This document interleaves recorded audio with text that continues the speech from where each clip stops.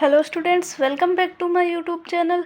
आज हम पढ़ेंगे बीज यानी सीड। इससे पहले मैंने इस चैप्टर के 2 लेक्चर ऑलरेडी अपलोड कर दिए हैं, तो वो भी आप ज़रूर देखिए, तभी आपको ये लेक्चर अच्छे से समझ आएगा। तो चलिए स्टार्ट करते हैं। सीड क्या होते हैं? सीड होते हैं बीज। हम सभी पेड़ पौधे देखते हैं, उनका कोई ना कोई बीज होता है जिसी से दूसरा पेड़ बन जाता है। तो निषेचन के बाद में बीजांड से बीज बन जाते हैं। मैंने एक चीज़ बताई थी कि अंडाशय से होता है फल का निर्माण और बीजांड से होता है बीज का निर्माण। तो निषेचन के बाद में बीजांड से बीज बन जाते हैं। बीज में प्राय एक बीजावरण तथा भ्रूण होता है। बीज के अंदर 2 स्ट्रक्चर होती है, एक तो होता है बीज का आवरण और उसके अंदर जो होता है उसे बोला जाता है भ्रूण। तो भ्रूण के अंदर एक मूलांकुर, एक भ्रूणीय अक्ष तथा एक क्या होते हैं? बीजपत्र। अगर एक होगा तो उसे बोलेंगे एक बीजपत्री, अगर 2 बीजपत्र होंगे तो उसे बोलेंगे द्विबीजपत्री। तो एक बीजपत्री में है गेहूं और मक्का और द्विबीजपत्री में है यहाँ पे चना और मटर। जैसे हम देख सकते हैं, चने को हम 2 भागों में ऐसे तोड़ के अलग अलग कर सकते हैं, तो हम बोल सकते हैं ये द्विबीजपत्री है। गेहूं होता है, गेहूं में बीच में लाइन जरूर होती है, लेकिन वो मतलब पूरा एक ही होता है। जैसे हम मक्का देखते हैं तो मक्का भी पूरा एक होता है, मतलब एक बीजपत्री है गेहूं और मक्का। चना द्विबीजपत्री है। मटर में भी हम दोनों को अलग अलग कर सकते हैं, ऐसे बीच में जितनी भी टाइप की दालें आती है वो लगभग सारी द्विबीजपत्री होती है। तो सबसे पहले देखते हैं द्विबीजपत्री बीज की संरचना। दोनों बीजों की संरचना हम पढ़ेंगे, तो सबसे पहले पढ़ेंगे द्विबीजपत्री बीज की संरचना। तो बीज की बाहरी परत को बीजावरण कहते हैं। अभी देखा था बीजावरण और भ्रूण होता है बीज के अंदर, तो जो बाहरी परत है उसे बोला जाता है बीजावरण। जैसे ये चने का डायग्राम है, तो चने के ऊपर ये ब्लैक वाला कवर बोला जाता है, ये कवर है बीजावरण। बीजावरण की 2 सतह होती है, बाहरी सतह को बीजचोल तथा भीतरी सतह को टेगमेन कहा जाता है। बीजचोल को कहा जाता है यहाँ पे टेस्टा। तो बाहरी सतह हो गई टेस्टा और अंदर वाली हो गई टेगमेन, और ये अंदर उसके अंदर होगा बीज। बीज पर एक शत चिन्ह की तरह ऊर्ध्व होता है, जिसके द्वारा बीज फल से जुड़ा रहता है। फल से बीज कैसे जुड़ा रहता है? ऐसे यहाँ पे नाभिका होती है, इसके द्वारा जुड़ा रहता है। प्रत्येक बीज में नाभिका के ऊपर छिद्र होता है, जिसे बीजांड द्वार कहा जाता है। ये नाभिका के ऊपर इधर छिद्र है, जिसे बीजांड द्वार कहा जाता है। जिससे बीजावरण हटने के बाद आप बीजपत्रों के बीच के भ्रूण को देख सकते हैं। ये बीजावरण हटा दिया, फिर अंदर 2 बीजपत्र दिखाई देते हैं। ऐसे चने में ऐसा ही तो होता है, 2 टाइप के, तो ये होते हैं बीजपत्र। और यही है यहाँ पे इनका भ्रूण। तो भ्रूण में एक भ्रूणीय अक्ष और 2 गुद्देदार बीजपत्र होते हैं। बीच में ये जो है ये होती है भ्रूणीय अक्ष, और ये दोनों 2 गुद्देदार बीजपत्र है। बीजपत्रों में भोज्य पदार्थ संचित रहता है, यहाँ पे मोस्टली स्टार्च के रूप में रहता है। अक्ष के निचले नुकीले भाग को मूलांकुर और ऊपरी पत्तीदार भाग को प्रांकुर कहते हैं। यहाँ पे जो ऊपर वाला भाग है नुकीला, उसे प्रांकुर कहते हैं, और नीचे वाला भाग है उसे मूलांकुर कहते हैं। प्रांकुर से तने का निर्माण होता है, मूलांकुर से जड़ का निर्माण होता है। भ्रूणपोष भोजन संग्रह करने वाला ऊतक है, जो द्विनिषेचन के परिणाम स्वरूप बनता है। जो भ्रूणपोष है यहाँ पे वो क्या करता है? भ्रूणपोष यहाँ पे भोजन का संग्रह करके रखता है और द्विनिषेचन के परिणाम स्वरूप ये बनता है। अब यहाँ पे अगर भ्रूणपोष अगर निषेचन के बाद में भी रहता है तो तब उसे हम बोले जाते हैं भ्रूणपोषी बीज। अगर वो नहीं बचता तो उसे बोला जाता है अभ्रूणपोषी, या फिर भ्रूणपोष बहुत पतला होता है। जैसे चना, सेम, मटर, जितने भी द्विबीजपत्री है उनमें ये अभ्रूणपोषी बीज पाए जाते हैं। अपवाद है इसका ऑर्किड। और जितने भी यहाँ पे एक बीजपत्री पादप होते हैं उनमें भ्रूणपोष होता है, इसलिए उसे भ्रूणपोषी कहते हैं। इसका भी एक एग्जाम्पल है अरंडी। और बाकी सारे एक बीजपत्री पादप आ गए। अब है एक बीजपत्री पादप, एक बीजपत्री बीज की संरचना। एक बीजपत्री बीज का मतलब है कि उसमें बीजपत्र एक होगा। तो एक बीजपत्री बीज भ्रूणपोषी होते हैं, यानी उसमें भ्रूणपोषी होते हैं, भ्रूणपोष बचा रहता है लास्ट तक। लेकिन उनमें से कुछ अभ्रूणपोषी भी होते हैं, जिनमें भ्रूणपोष या तो पतला होता है या फिर बचा नहीं रहता, जैसे कि ऑर्किड। यहाँ पे देखा था अभ्रूणपोषी में अपवाद था ऑर्किड। अनाज के बीजों जैसे मक्का में बीजावरण झिल्लीदार तथा फल भित्ति से संलगित होता है। जैसे मक्का है यहाँ पे एग्जाम्पल, तो इसमें बीजावरण वो झिल्लीदार होता है और फल भित्ति से वो संलगित यानी जुड़ा होता है। भ्रूणपोष स्थूली होता है और भोजन का संग्रहण करता है। भ्रूणपोष स्थूलीय होता है, स्थूल से जुड़ा रहता है उससे एकदम, और उसमें एकदम वो पूरा भोजन का संग्रहण करता है स्टार्च और प्रोटीन के रूप में। तो भ्रूणपोष की बाहरी भित्ति भ्रूण से एक प्रोटीनी सतह द्वारा अलग होती है जिसे एल्यूरोन सतह कहा जाता है। तो ये भ्रूणपोष है, इसकी जो बाहरी भित्ति है ये यहाँ पे एल्यूरोन सतह है, भ्रूणपोष इसके अंदर है। ये जो एल्यूरोन सतह है ये होती है त्रिगुणित।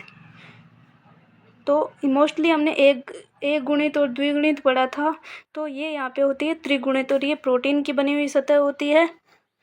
भ्रूण आकार में छोटा होता है और ये भ्रूणपोष के एक सिरे पर खांच के स्थित होता है। भ्रूण आकार में छोटा होता है और ये इसमें खांच के अंदर एक सिरे पर स्थित होता है, जैसे ये रहा यहाँ पे। इनमें एक बड़ा तथा ढालाकार बीजपत्र होता है जिसे स्कूलेटम कहते हैं।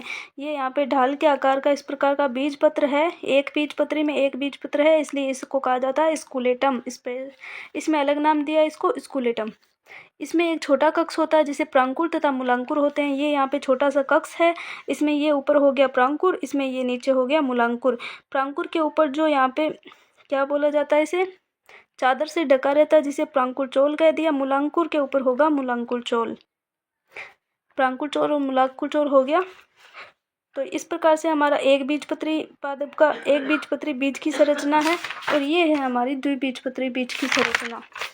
फिर आता है कि एक प्ररूपी पुष्पी पादप यानी एंजियोस्पर्म का अर्ध तकनीकी विवरण, यानी उसको कैसे प्रदर्शित किया जाता है, उसका पुष्प सूत्र लिखते हैं, उसका पुष्पी चित्र बनाते हैं, तो इस प्रकार से उसको प्रदर्शित करते हैं। तो पुष्पी पादप को वर्णित करने के लिए बहुत से आकारिकी अभिलक्षणों का उपयोग किया जाता है। उसके आकार को देख के अभिलक्षण होते हैं, उनका उपयोग किया जाता है। पुष्पी पादपों का वर्णन संक्षिप्त, सरल तथा वैज्ञानिक भाषा में क्रमवार होना चाहिए। इसकी स्पेशल वैज्ञानिक भाषा है, उसमें सरल लिखा जाता है, छोटा और संक्षिप्त होता है। पौधे के वर्णन में उसकी प्रकृति, कायिक अभिलक्षण, मूल, तना, पत्तियां, और उसके बाद पुष्पी अभिलक्षण, पुष्प विन्यास, फूल के भाग में वर्णन आता है। ओके, फिर होता है कि पौधे के विभिन्न भागों के वर्णन के बाद पुष्पी भाग को पुष्पी चित्र और पुष्पी सूत्र बताने पड़ते हैं। एक जो पुष्प है उसके अंदर उसका पुष्प चित्र बनता है और पुष्प सूत्र बनता है। तो सबसे पहले देखते हैं पुष्पी सूत्र। तो पुष्पी सूत्र के अंदर क्या होता है कि सूत्र को कुछ संकेतों द्वारा इंगित किया जाता है। अगर वो सहपत्र है तो उसे BR लिखेंगे, अगर कैलिक्स है तो उसको K ऐसे लिखेंगे, कोरोला को C ऐसे लिखेंगे, परिदल पुंज को P लिखेंगे, पुमंग को A लिखेंगे, जायांग को G लिखेंगे। ये सब हमें याद रखना है। ऊर्ध्ववर्ती अंडाशय होगा तो उसे G के ऊपर ऐसे लगा देंगे, अधोवर्ती होगा तो उसके नीचे लगा देंगे, G के नीचे। नर फूल के लिए इस प्रकार से साइन है, मादा के लिए ये नीचे है, द्विलिंगी के लिए दोनों साथ में।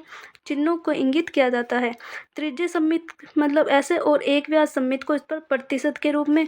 युक्त दलों की संख्या को अगर इसमें किसी में भी युक्त दल है तो उसे ब्रैकेट से बंद कर देंगे, और आसंजन है तो उसे इस प्रकार से इधर से इधर वाले में, जैसे यहाँ पे मान लो इन एक के दोनों के बीच में आसंजन होता है तो हम इसे ऐसे प्रदर्शित करते हैं, लेकिन यहाँ पे आसंजन नहीं है।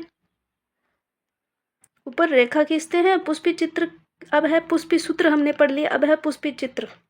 पुष्पी सूत्र जैसे ये रहा, यहाँ पे जो दिया है यहाँ पे सरसों का पौधा, तो ये सरसों के पौधे का पुष्पी चित्र है। ये है पौधे का वो जो फूल है उसका पुष्पी चित्र है, ये पुष्पी सूत्र है।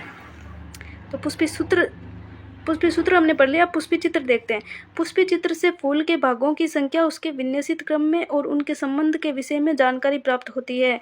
उसके विन्यास के क्रम को और उसके फूल के भागों की संख्या के बारे में हमें जानकारी मिलती है। किससे? पुष्पी चित्र से। पुष्पी चित्र के द्वारा ही हम पुष्पी सूत्र लिखते हैं। मातृ अक्ष होगी तो उसे हम ऐसे प्रदर्शित करेंगे, डॉट द्वारा। कैलिक्स, कोरोला, पुमंग तथा जायांग क्रमवार चक्कर में दिखाई देता है। इस प्रकार से इनको चारों को चक्कर में बनाया गया। ये पुमंग है, ये जायांग है, कैलिक्स और कोरोला है। कैलिक्स सबसे बाहर की ओर तथा जायांग सबसे भीतर होता है। ये बाहर कैलिक्स है, ये जायांग सबसे भीतर है। ये शासनजन तथा आसंजन के चक्कर के भागों तथा चक्कर के बीचों को इंगित करता है। शासनजन का मतलब कैसे पता चलेगा? यहाँ पे जुड़े हुए नहीं है, मतलब अगर जुड़े हुए होते तो मतलब शासनजन, अगर अलग अलग है तो मतलब आसंजन। यहाँ पे सरसों का पौधा है, कुटुम्ब ब्रेसिकेसी, इसका चित्र और ये सूत्र दोनों प्रदर्शित है। दोनों आपको याद रखना है क्योंकि दो ही यहाँ पे सूत्र दिए गए हैं, बाकी यहाँ पे कोई भी डिटेल में नहीं बताया। अब हम देखते हैं एक सोलेनेसी कुल है यहाँ पे, तो इसे आलू कुल भी कहा जाता है, और ये सबसे बड़ा कुल है। एक उष्णकटिबंधीय, उपोष्ण तथा शीतोष्ण में ये फैले रहते हैं। ये इसके देख लो पार्ट में ए है यहाँ पे पुष्पी शाखा, ओके, ब है यहाँ पे पुष्प सह पुष्प की अनुदैर्ध्य काट, इसको काट के रखा है। ड में क्या है, पुंकेसर है, फिर है ये अंडप, और आर में ये इसका पुष्पी चित्र है। तो ये किसका है, सोलेनम नाइग्रम मकोई का। सोलेनम नाइग्रम मकोई का ये वैज्ञानिक नाम है। फिर ये कुछ काय का भी लक्षण आ जाते हैं यहाँ पे। तो ये सब चीज़ें हमने पहले से पढ़ रखी है बस, लेकिन इस सोलेनेसी कुल की ये स्पेशल है तो हमें ये याद रखनी पड़ेगी। तो इसके पौधे प्राय शाकीय, झाड़िये तथा छोटे वृक्ष वाले होते हैं। ठीक है, तना इसका शाकीय हो गया, कभी कभी काष्ठीय भी, वायवीय, सीधा, सिलेंडरकार, शाकीय, ठोस, इस प्रकार से ये होता है। भूमिगत हो गया तो जैसे सोलेनम ट्यूबरोसम हो गया, क्योंकि इसे आलू कुल कहा जाता है तो आलू तो इसमें आएगा ही आएगा। पत्तियाँ इसमें एकांतर हो गई, सरल, कर्मीयुक्त, संयुक्त, पिछादार, अनुपर्णी, जालिका विन्यास, ऐसे इस प्रकार से अलग अलग जाल में, जैसे पीपल का पेड़ की पत्ती देखी होगी उस प्रकार। तो कायिक लक्षण हो गए। अब हम देखते हैं पुष्प के लक्षण। पुष्प के लक्षण में आता है पुष्प क्रम। तो एकल, कक्षीय, ससीमाक्षी, जैसे सोलेनम में फूल उभयलिंगी हो सकता है, जिसमें नर और मादा दोनों, तिर्य समेत, मतलब कैसे भी काटो बराबर कटेगा। कैलिक्स इसमें 5 बाह्य दल, यानी के कैलिक्स को हम प्रदर्शित करते हैं के से। तो के 5 लिख देंगे, इसका सूत्र ये रहा यहाँ पे। तो के 5 लिख दिया, कैलिक्स 5 है यहाँ पे। बाह्यदल और संयुक्त है तो संयुक्त है तो इसे ब्रैकेट में बंद कर दिया। दीर्घ स्थायी कोरस्पर्शी पुष्प दल विन्यास, ये फिर आता है कोरोला 5 दल है, इसमें भी 5 है कोरोला के अंदर। फिर ये संयुक्त है तो इसे भी ब्रैकेट में बंद कर दिया। कोरस्पर्शी पुष्प दल विन्यास है। ओके, पुमंग यहाँ पे 5 पुंकेसर है तो A5 हो गया। और G2 है यहाँ पे।